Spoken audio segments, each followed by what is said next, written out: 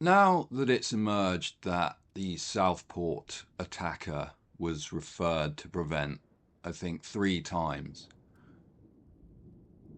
it has become clear that the UK Prevent programme might as well just be shut down. It only receives £2 million a year funding now. It's had its funding cut. But it's a classic example of how you try to start a counter extremism unit, and what you end up with is woke Stasi light. So here's an example of how Prevent have been spending their very limited budget. Let's get started.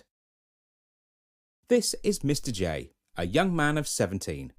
He lives with his parents in the county of Hogshire. He is known to his local nature reserve staff, as he often uses the bird hides and public viewing areas there. He is quiet and withdrawn and very rarely speaks to staff, but is polite when he does so.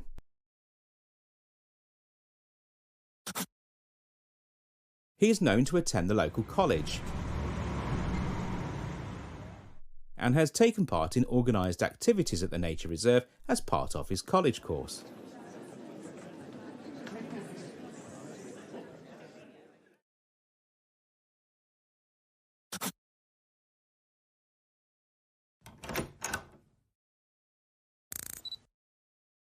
Nature reserve staff become concerned after noticing the contents of some leaflets which have been left in the viewing hides on the reserve.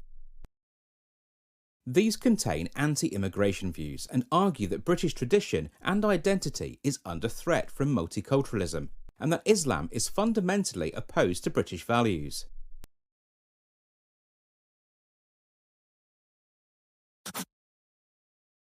Staff also find stickers on litter bins in the reserve. These contain similar slogans and statements to the leaflets.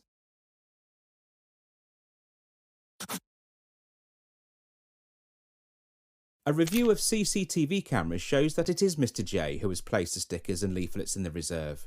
When questioned, he admits his actions, but is defensive and uncooperative.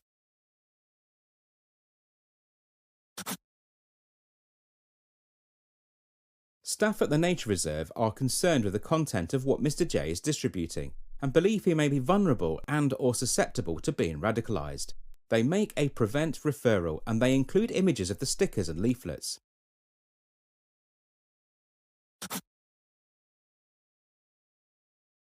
Once assessed, it is decided that channel support is appropriate. A counter-terrorism case police officer is assigned and visits the family along with a social worker from Children's Services. Mr. J admits that he has been spending more and more time online looking at discussion forums. He explains that, at first, he just discussed history and fantasy computer games with other users, but he was then encouraged to visit other sites which shared anti-immigration, anti-Islam and anti-Semitic and far-right views and conspiracy theories. He says that he's been feeling very lonely, depressed and directionless at college, but he feels like he has friends and a shared purpose amongst some of the users on these forums. According to the latest YouGov polls, it would seem that Prevent would classify at least 43% of the UK population as extremists, possibly if you include that sector as well, as many as sort of 74%, so 3/4 of the country.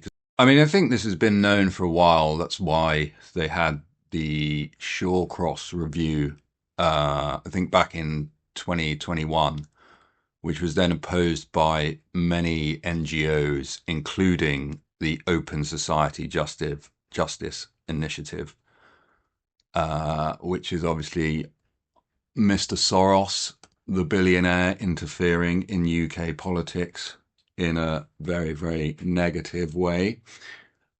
And you can see from this clip here how essentially Prevent is just hijacked to go after the left's political opponents, rather than actually focus on anything that it should be doing.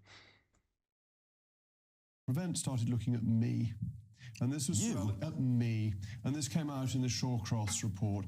They are so woke, they are so unwilling to say our problem is Islamist terrorism, that they started looking at me as a dangerous right-winger. When you were in charge? When I was a minister. When you were a minister? Yes. So under the Conservative government, they look at a Tory minister? Because I tweeted something they didn't like, and Shawcross found this out, and I heard it was me, and I rang William and said, really?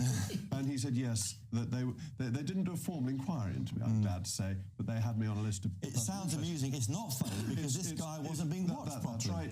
And the cover-up is disgraceful. If you look at those riots, we've seen the picture of this man who is going to be sentenced shortly, who's admitted these 3 murders. That new photo wasn't released at the time. Wasn't released at the time. If you had been there at the time and you had seen somebody who looks like the devil attacking little children, you would have thought that there was something more than a Welsh choir boy, which was basically what the government was trying to tell us. We discovered not the government, the police, not the government. It's different, isn't it? The Home Secretary didn't say anything. Okay. And she'd have known. The police didn't say anything. And he had an Al-Qaeda handbook. And Ricin, we should have been told straight away that it was a terrorist incident. And that might have calmed the situation and therefore not had the riots. So I think the inquiry needs to look at the government's responsibility for the riots. I've never heard of any prevent success stories. I mean, I don't know if there are any. Maybe they just don't get reported. But it seems to me that the organisation is simply not fit for purpose, and you might as well just cancel it and start from scratch. Just seems like a complete waste of money.